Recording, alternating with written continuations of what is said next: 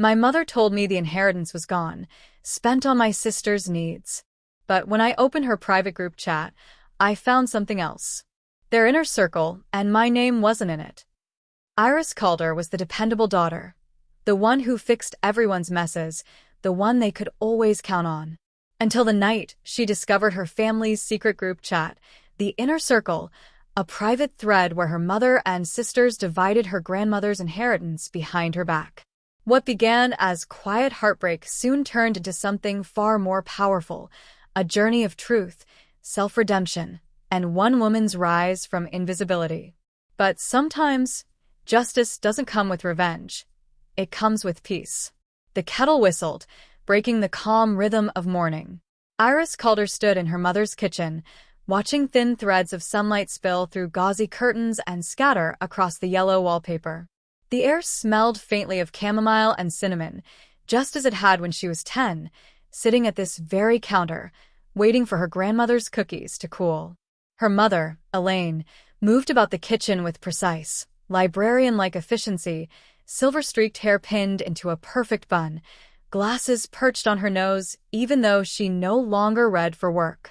"Sweetheart, I'm so glad you could come," Elaine said, touching Iris's arm with that soft, fluttering affection that felt more like habit than warmth.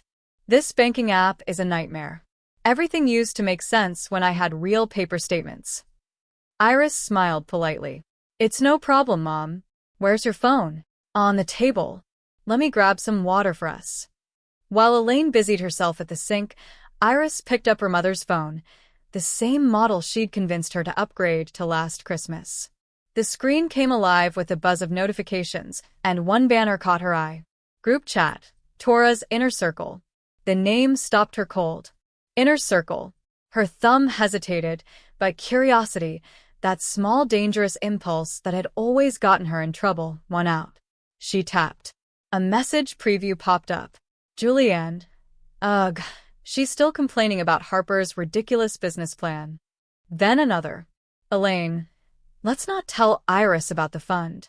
She doesn't need it, she'll only complicate things. The words sliced through her like a blade. Her heart thudded violently in her chest as the chat opened fully. She scrolled, eyes darting over each cruel, meticulous line. Harper. Thank you, Mom. $45,000 will be perfect for my studio. Julianne.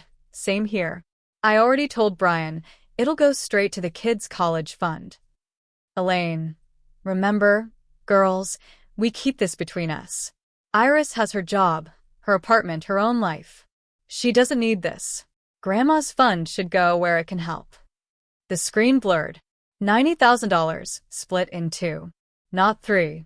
Iris's throat tightened as she stared at the messages, each one a thread unraveling the version of family she'd been clinging to for years.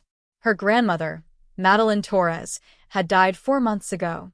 Iris could still hear her gentle laugh echoing in this very kitchen, still picturing her soft hands dusted with flour. "You're so careful, Iris," her grandmother used to say. "That's a gift. It means you see the truth." Now, truth was all she could see, and it was unbearable. Elaine's footsteps approached, snapping Iris back. She set the phone down exactly where it had been and smoothed her expression into the neutral mask she'd perfected over 3 decades. "Here we go." Her mother set 2 glasses of water on the counter, smiling with practiced warmth. "Now, show me how to make sense of this dreadful app." For the next 20 minutes, Iris walked her through every step. Steady voice, steady hands. The perfect daughter. The one who fixed things. When they were done, Elaine clasped her hand and said, "You're such a lifesaver, Iris. What would we do without you?" Iris met her eyes and smiled faintly. "I wanted that too." Elaine laughed softly, missing the sharpness beneath the words. She always missed it. Outside, the sky had turned pewter gray. By the time Iris gripped her steering wheel, rain had begun to patter against the windshield. She sat motionless, her knuckles white, her pulse racing beneath her calm exterior. They hadn't just excluded her from a financial decision. They'd erased her from the family's moral ledger. The memories came one after another, Her father, Robert, calling her his reliable girl as she sorted his tax returns at 16 while her sisters went shopping. Harper crying over her failed photography classes while Iris found scholarships. Julian boasting about her perfect children while Iris silently calculated college funds. She had been their scaffolding. Useful. Invisible. When she finally stepped out of her car and into her apartment, the silence inside hit her like an accusation. Her minimalist furniture looked hollow now, orderly but lifeless. Her gaze landed on her camera equipment in the corner. The Nikon D850, lenses lined like soldiers, her lighting kit neatly folded away. Her family had called it her expensive distraction. Iris walked to the camera, tracing its smooth body with her fingers. It was the only thing she'd ever chosen purely for herself. The one thing they couldn't understand because it wasn't useful to them. She turned on her laptop. The blue light washed over her face as she opened a blank document. For a long time, she just sat there, the hum of rain filling the room. Then she typed 3 words. The inner circle. Beneath it, she began a list. Not of grievances, of evidence. By 2 a.m., her apartment was still lit. Her eyes burned, but her mind was cold and sharp. She logged into her family's shared cloud storage, the one she had set up years ago, the one she still paid for. Her mother had always said, "You're so organized, Iris. You keep our lives in order." Tonight, that order would betray them. She navigated through folders until one unfamiliar name caught her eye. Trust. Docs. Her pulse quickened. Inside were 2 files.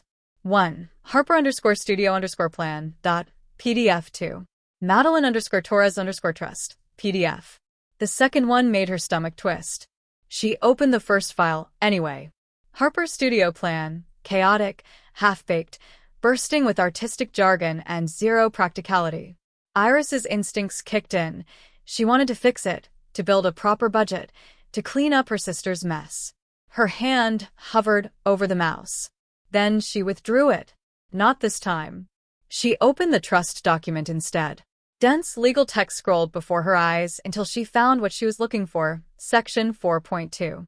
The sum of $90,000 shall be given to my daughter, Elaine Calder, to distribute among her children as she sees fit. 4 words. As she sees fit. Perfect legal ambiguity. Enough to make theft look like discretion. The bile rose in her throat. She stumbled to the bathroom, gripping the counter, dry heaving until her reflection steadied. When she returned to her desk, she took a long breath and dialed Mark Hensley, her old colleague and one of the few people she still trusted. He answered groggily. "Iris? It's 3 a.m. What's going on?" "Hypothetical question," she said flatly. "If a trustee excludes one beneficiary from a discretionary fund, based on assumption, not need, is there recourse?" Silence. "Then, that's not hypothetical, is it?" She said nothing. Mark sighed. "If there's evidence of bad faith, yes. You need a lawyer. Tomorrow. Promise me." "I promise." After they hung up, Iris composed a brief email to her mother. Subject: Trust documents. "Mom, could you please send me a copy of Grandma Madeline's trust paperwork? I need it for my financial planning. Thanks, Iris." The reply came in minutes. "Oh, honey, it's all complicated. Let's not worry about boring paperwork. We'll talk Sunday. Love you." Iris stared at the words. Boring paperwork. The dismissal wasn't new, but this time, it broke something inside her. Her phone buzzed again. A text from Julianne. "Why are you bothering Mom about legal stuff this late? You know she gets confused. Is everything okay?" The coordination was immediate, practiced. Gaslighting disguised as concern. She didn't respond. Instead, she took screenshots, emails, texts, hidden folders, and saved them under a new title, Evidence. For the first time, she wasn't just the problem solver. She was the witness. When dawn finally seeped through her blinds, Iris hadn't slept, but she'd made her choice. She would stop fixing their messes. She would fix herself. Sunday came dressed in brittle sunlight and the scent of old roses. The Calder house looked the same as ever. White siding, A manicured hedge, the porch swing her father still refused to replace even after 20 years. Yet when Iris parked at the curb, something inside her whispered, "Don't go in." She did anyway. Elaine greeted her at the door with that paper-thin smile Iris had come to dread. "Darling, we started brunch without you. Your sister made scones." Of course she did. Harper never baked, except when there was an audience. The dining room shimmered with polite tension. Julianne arranging flowers in a vase, Harper flipping through photos on her tablet, Robert reading the Herald as though his daughters were background noise. "Look who decided to join us," Julianne said lightly. The elusive accountant. "I had a late night," Iris replied, hanging her coat. Harper smirked. Still saving the world one spreadsheet at a time? The words might have stung once. Today they slid off like rain on glass. Iris took a seat, poured herself coffee, and studied the tableau before her. They looked perfect, the kind of family that sent smiling cards in December. But beneath the chatter was an invisible hierarchy, Elaine at the head, the sisters orbiting, Iris on the perimeter. "Always." "Mom," Iris said evenly, "about Grandma's trust, did you ever finalize the distributions?" Elaine's hand froze mid-pour. "Oh, sweetheart, we don't need to drag that up at breakfast. I'm just asking for transparency. It's standard procedure." Robert folded his paper. "Iris, your mother did what she thought was fair. You have your own income. The others needed help." Iris met his gaze. "Fairness isn't measured by need. It's measured by honesty." The silence was sharp enough to cut. Harper's eyes darted to Julianne's, a silent cue. Elaine's voice softened, that practiced maternal tone. "I didn't think you'd be interested in Grandma's little legacy, dear. You've always been so independent." "I'm interested in the truth," Iris said quietly. Julianne's smile wavered. "You make it sound like we're hiding something." Iris pulled her phone from her bag, unlocked it, and laid it on the table. "Because you are." A single tap opened the screenshots. Messages, files, timestamps, everything. The color drained from Elaine's face. Robert's paper slid to the floor. "Iris," Elaine whispered. "How dare you go through?" "Through what? The cloud I set up? The account I paid for? The data you used to exclude me?" No one breathed.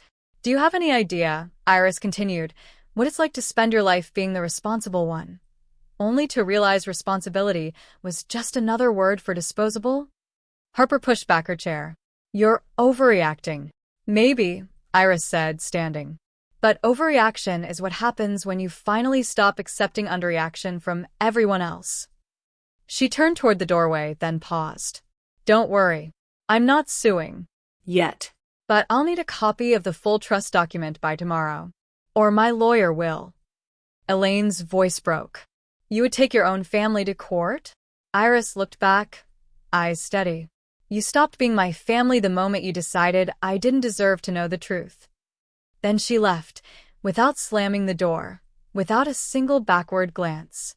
Outside, her hands shook. She hadn't realized how long she'd been holding her breath. The crisp air felt like freedom and grief mixed together. She drove without destination, the road unwinding through bare trees and golden light until she reached Maple Hollow Cafe, a place she'd stumbled into months earlier while photographing autumn leaves. The bell above the door chimed softly. Behind the counter, Ethan Rowe looked up. Tall, sleeves rolled to the elbow, hair tousled in that careless way that always seemed intentional. He grinned when he saw her. "You again."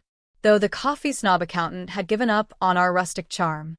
"I needed somewhere quiet," she said. He poured her a cup before she asked. "Rough morning?" "Something like that." Ethan leaned on the counter, his voice gentle. "You don't have to tell me, but you've got that look." "What look?" "The look of someone who's finally decided to stop playing nice." She almost laughed. "Is it that obvious?" He shrugged. "Only to people who've been there." For the first time all day, she smiled. Not the polite, strained one she used with her family, but something real. He didn't push further, and she was grateful. When she left the cafe an hour later, the rain had cleared. Her phone buzzed with new messages, Harper, Julianne, even her father, but she ignored them all. Instead, she opened her notes app and added a line beneath evidence. Phase 2, rebuild. Because revenge, she realized, wasn't about destruction. It was about reclamation. That night, Iris began researching legal pathways, not to punish, but to protect what was rightfully hers. She found a small firm downtown that specialized in family trusts and emailed a brief summary. Within an hour, she had an appointment for Tuesday morning. Then she opened a different folder on her laptop, photography. Her camera's memory card was filled with months of landscapes and portraits she'd never shown anyone. She uploaded a few to an online portfolio, hesitant fingers clicking publish. It felt like lighting a match in a dark room. Tuesday arrived gray and cold.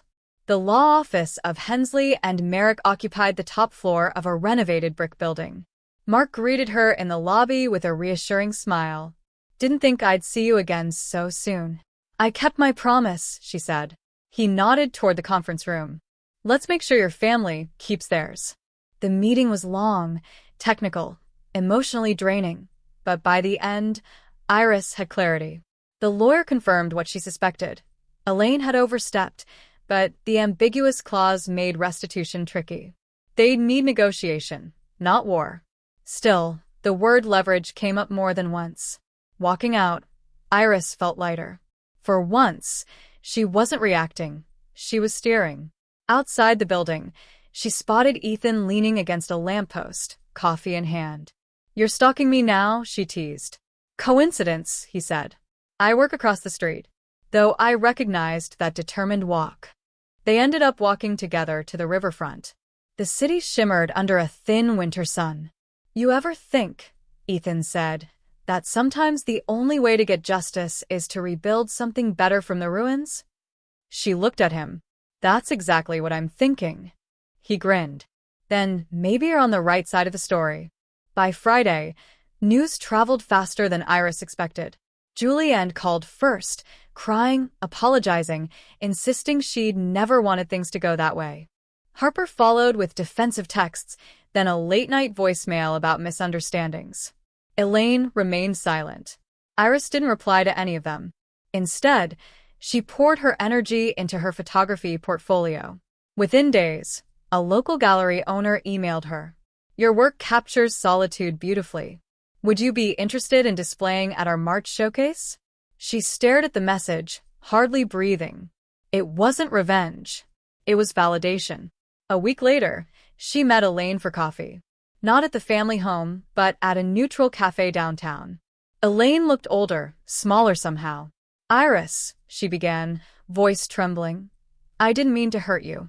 I was only trying to help your sisters. They've struggled. And I haven't." Iris interrupted softly. "You assumed stability meant immunity.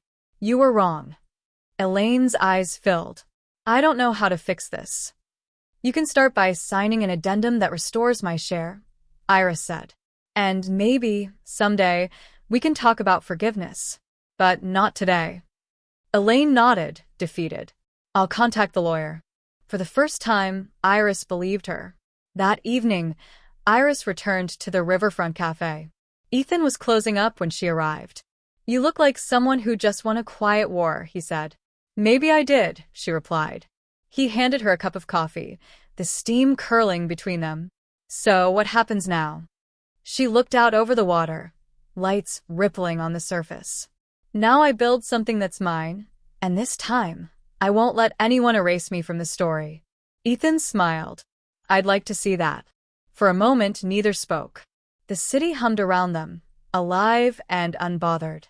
Iris felt the weight of years begin to lift, replaced by something fierce and fragile all at once. Her phone buzzed with a new email from Mark. Subject: Trust Addendum, executed. All signatures received. Funds restored. Iris exhaled slowly. Not victory. Closure. She tucked the phone away and turned back toward Ethan, who watched her with quiet curiosity. "What?" she asked. "Nothing," he said. "Just sometimes you meet people right after they've stopped pretending. It's the most honest version of them." She smiled, a real one this time.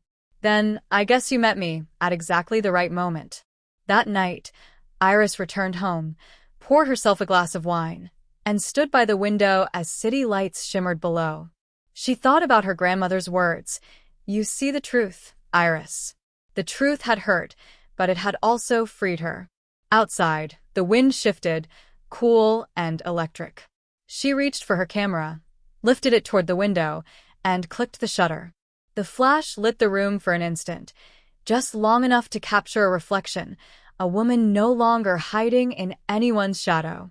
The first cold wind of February swept through downtown Raleigh, threading between the buildings and carrying the scent of rain. Iris Calder crossed the street, scarf pulled tight around her neck, a camera slung over one shoulder.